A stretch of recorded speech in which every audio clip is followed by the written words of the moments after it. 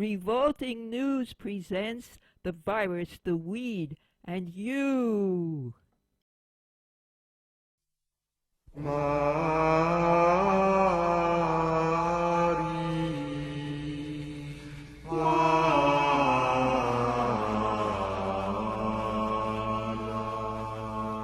Pot, marijuana, kunubu, kunapu, cannabis, konapkina, kanamazo, canas.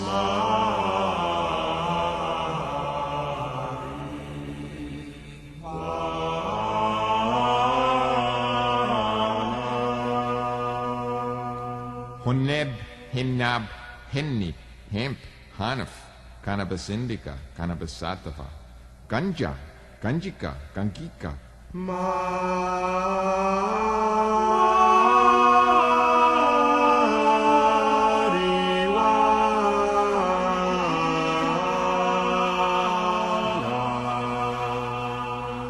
Hashisha, hashish, hashash, hashaichi, indrasens, kia insangu, kef kif, kief, kinit.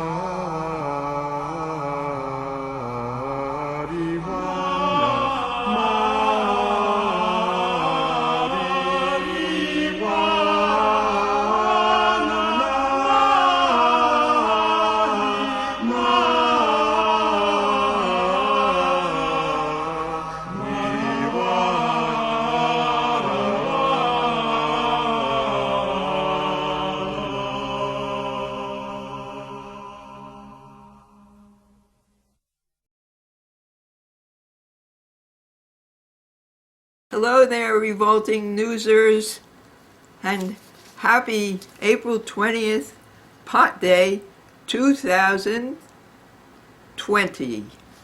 I'm going to first read you some LA cannabis news that says 36% of participants didn't stock up on marijuana products because they didn't worry at all about marijuana product shortage, while 35% of survey takers valued toilet paper, face masks, and hand sanitizers over marijuana products. The remaining 29% didn't stock up on marijuana products as they didn't feel the need to stock consumer goods at all. If the U.S. government imposes nationwide quarantine, which among the following activities would you rather do, is the question asked. And the answer is 28% of the 990 participants would rather binge watch TV shows should the U.S. government impose a national quarantine, making it the most preferred activity during self-quarantine. The least preferred activity is to do indoor exercise sport activity, taking up only 13% of 990 participants. And 17% of them would rather smoke weed during self-quarantine than doing any of the presented activities. This is even higher than the percentages of those choosing to surf the internet, 15%, and do indoor exercises, sports, 13%. They say if you're smoking weed to ease your stress during the coronavirus pandemic, experts say it's time to think twice.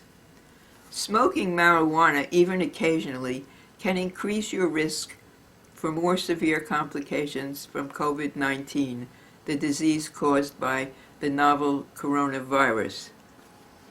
What happens to your airwaves when you smoke cannabis is that it causes some degree of inflammation very similar to bronchitis, very similar to the type of inflammation that cigarette smoking can cause, said pulmonologist Dr. Albert Rizzo, Chief Medical Officer for the American Lung Association. Now you have some airway inflammation, and you get an infection on top of it. So yes, your chance of getting more complications is there. Hey, wait a minute, you might say. I only just started and I'm not smoking that much. So what's the harm? The problem, said Dr. Mitchell Glass, a pulmonologist and spokesperson for the American Lung Association, is that the last thing you want to do during a pandemic is to make it more difficult for a doctor to diagnose your symptoms. COVID-19 is a pulmonary disease, Glass said. Do you really want to have a confounding variable if you need to see a doctor or a healthcare worker by saying, oh, and by the way, I'm not a regular user of cannabis, but I decided to use cannabis to calm myself down? You don't want to do anything that's going to confound the ability of healthcare workers to make a rapid, accurate assessment of what's going on with you, he added. Is that cough from smoking or coronavirus? Chronic marijuana smoking, defined as daily use, damages the lungs over a period of time. The end result looks a lot like chronic bronchitis, which is, of course, one of the terms we use for chronic obstructive lung disease, or COPD, Glass said. Smokers, people with COPD or other chronic lung diseases, as well as people with moderate to severe asthma, are among those at high risk for severe illness from COVID-19, including the worst-case scenario of being placed on a ventilator in order to continue breathing. Signs of lung damage from smoking even just a few cigarettes can show up in a matter of days. When a hit or two of marijuana doesn't compare, there are some unique properties to a joint of weed that are definitely problematic for the lungs, even if you're a new smoker, Glass said. Think of what happens to a cigarette when lit and left in an ashtray. It will burn quickly, all the way down to the filter with nothing left but ash. It's surrounded by paper, it's completely dried out. It's made to burn at a very high temperature, Glass said. Now think of how a joint burns. There's always some weed left, the roach as it's called. Marijuana burns at a much lower temperature than a commercially made cigarette, said Glass. Because of that, the person is inhaling a certain amount of unburnt plant material. That irritates the lungs in the same manner as ragweed, birch, and oak pollen does for those allergic to them, he said. So right off the bat, there are those patients who would be increasingly susceptible to having bronchospasms or cough because they have a more sensitive airway. And since a dry cough is a key symptom of COVID-19, any cough caused by smoking a joint of weed could easily mimic that symptom, making diagnosis difficult. The need for a clear head. There's another factor as well. As we all know, weed not only calms you down, but it messes with your ability to function. And that does you no favors if you find yourself having a medical emergency during a pandemic. You're reducing anxiety, but that is still a change in your thinking, a change in the way you are handling facts, how you are grasping situations, Glass said. Now there's a healthcare worker who is gowned, gloved, possibly in a hazmat suit, who's trying to get through to you. These are people who are trying to decide if you should be going home, coming into the emergency room, or a worst-case scenario that you need to be put on a ventilator, he continued. More Americans are using weed. In 2018, more than 43 million Americans aged 12 or older reported using marijuana in the past year, according to the 2018 National Survey on drug use and health. Around 4 million of those are people with marijuana use disorder, meaning that this has escalated to the point where it's a problem in their lives, said Jessica Halsey, founder of Addiction Policy Forum, which advocates on behalf of patients and families struggling with substance use disorder and addiction. Experts at the National Institute of Health released some guidance for our patients and our families, saying marijuana use disorder could be a risk factor for complications from COVID-19, Halsey said. Because it attacks the lungs, the coronavirus that causes COVID-19 could be a especially serious threat to those who smoke tobacco or marijuana or who vape, the NIH said in its announcement. We need to make sure that these users are aware that marijuana is in essence an underlying health condition, Halsey added. They should take extra precautions by minimizing use to the extent that it is possible, and even start virtual treatment and recovery journey while everyone's stuck at home. You're not going to like that. The National Drug Survey also found that more than a third of young adults aged 18 to 25 said they used marijuana during 2018, with more than 13% of adults aged 26 and older, along with more than 13% of adults aged 26 and older. But it's not just the young. Earlier this year, a study found use by older adults is rising sharply. In 2006, only 4% of people over 65 reported using marijuana products in the past year. By 2018, over 4% of those same-age seniors say they are now using, the study found. Marijuana use among seniors is not bouncing up and down like with other drugs. It's a straight line up, said study co-author Joseph Palomar, an associate professor of population health at New York University's Grossman School of Medicine, in an interview. Are even more Americans turning to weed during this time of crisis? Simply put, no one knows. Each state handles reporting differently. Glass says sales estimate often combine both THC, the main psychoactive compound in marijuana that produces the high, and CBD, the medicinal compound that is now sold over the counter. I made a few phone calls, and the numbers ranged quite literally from 1 million to 30 million. So who knows how many people are getting their hands on cannabis to relieve their anxiety during this time, Glass said. If you're not a regular smoker of marijuana, don't start, experts say.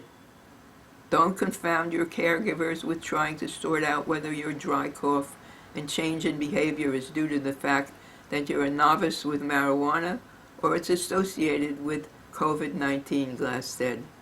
If you do need to see a caregiver, be sure you are very honest with them about when you last used and how often you use, Glass said, so they can get a good, clear story on what the impact of inhaling marijuana is on you.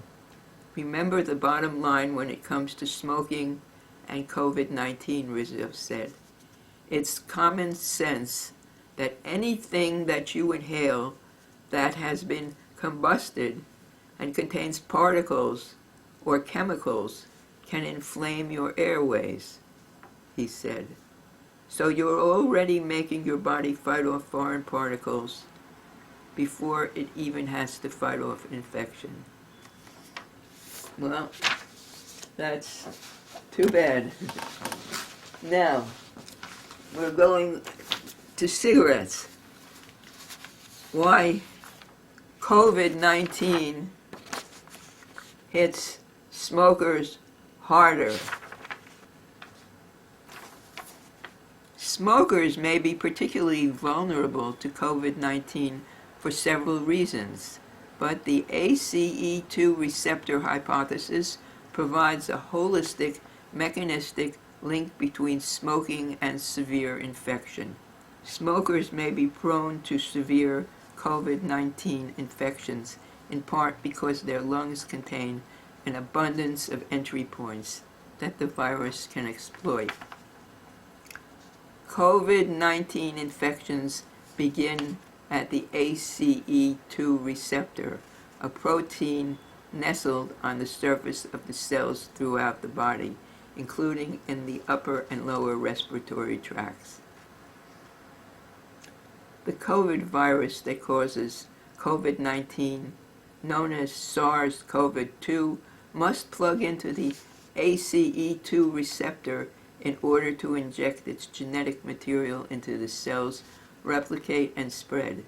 Now, preliminary research suggests that lungs exposed to cigarette smoke accumulate abnormally large numbers of ACE2 receptors, which may leave the organ vulnerable to damage by the coronavirus. Great moments in the history of capitalism.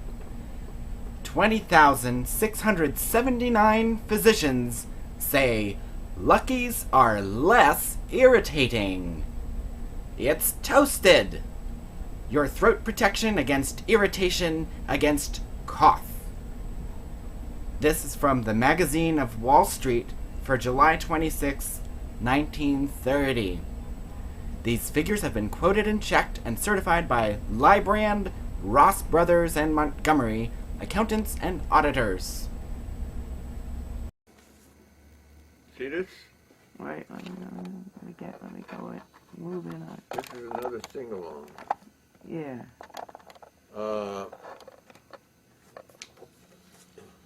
Smoke, smoke, smoke your life, smoke your life away.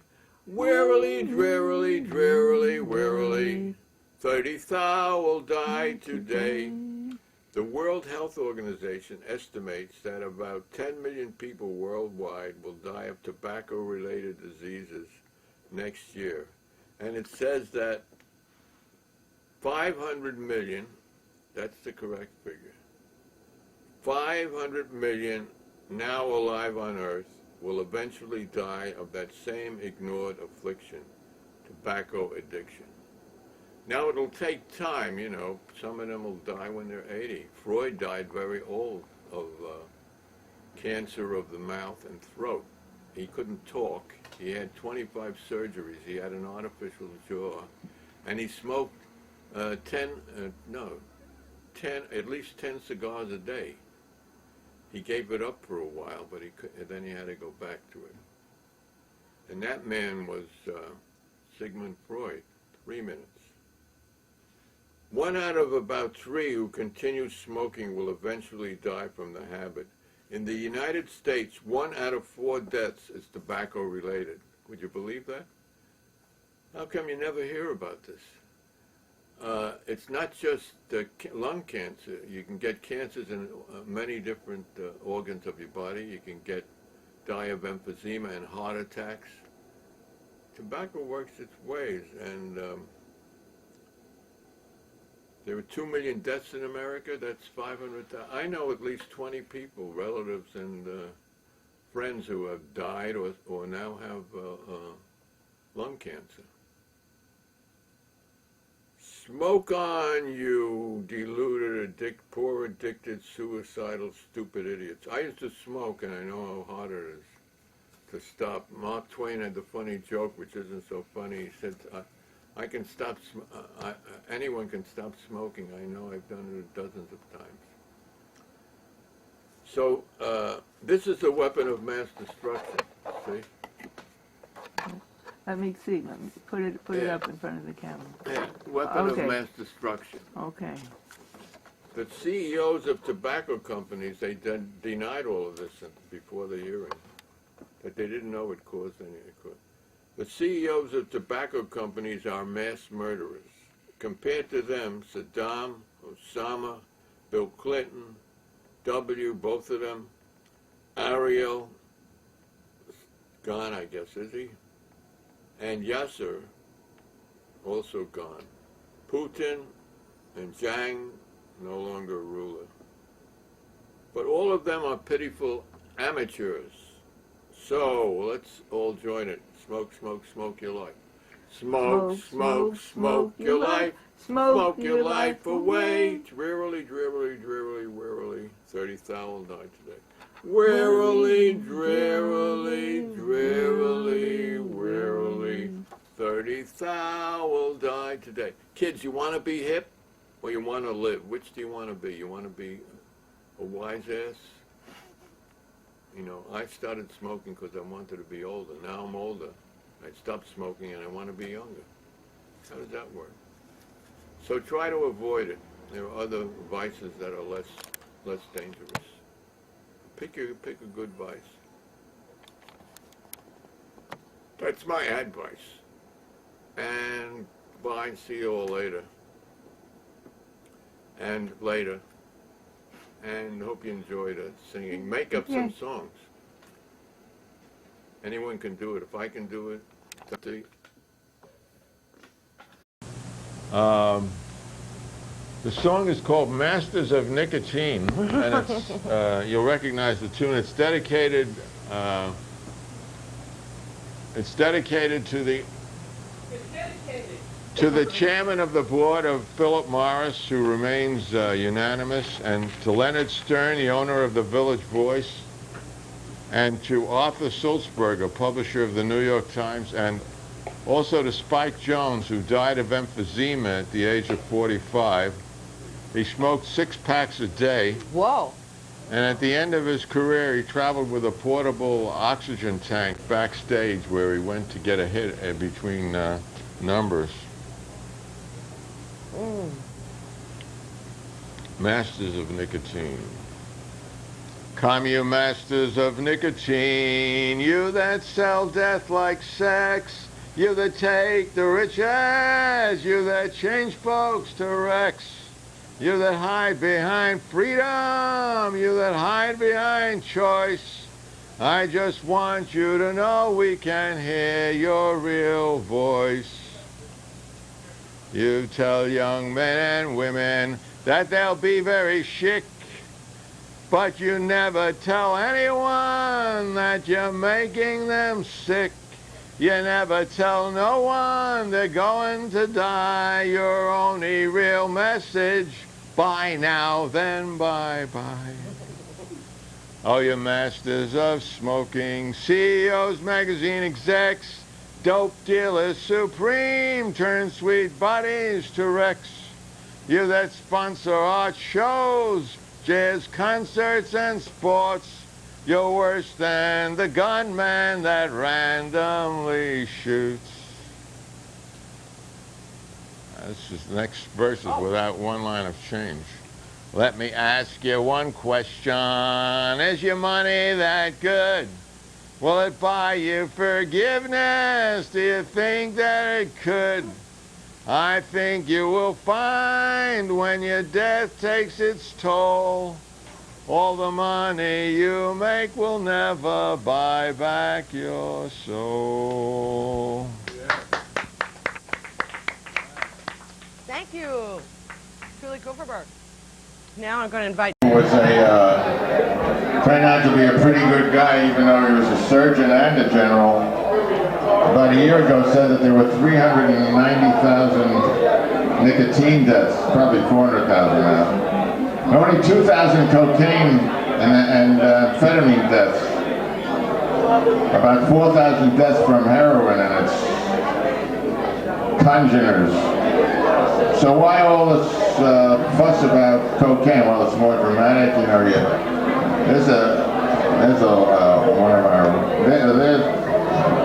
and the fact maybe that about $1 billion a year spent on advertising nicotine might have something to do with the way the press covers the subject. There's no cigarette advertising on radio or TV, but it's everywhere else. Look in your toilet bowl. And did you know that Philip Morris sponsored the Bill of Rights, your right to smoke yourself to death. That's, I think, the 11th. How many amendments are there? 11, the 10.5 amendment. Okay, this is a song about that.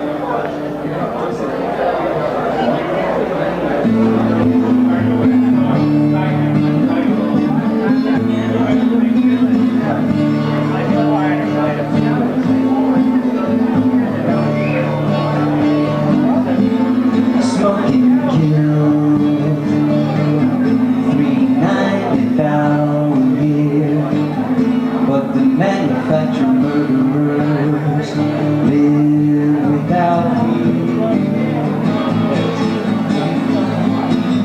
while they still get you on the street for smoking pot or drinking beer. Hey, where's that at? The smoking gun. The smoking gun is what we got. The Advent's fun, the graveyard walk.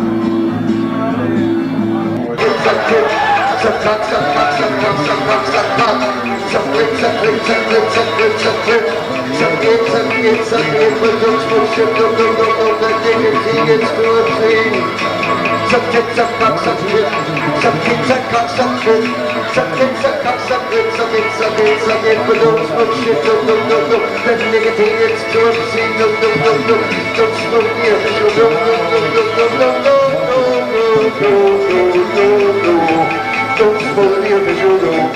Suck it, suck cock, suck it, but don't smoke shit. Don't. That nicotine is too obscene. Don't smoke the official dope. Make believe you're sick.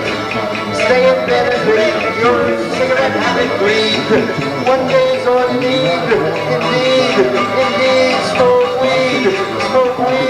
Put something green in between, smoke weed. But don't smoke the official dope. Nicotine is too obscene. Don't smoke. Don't smoke.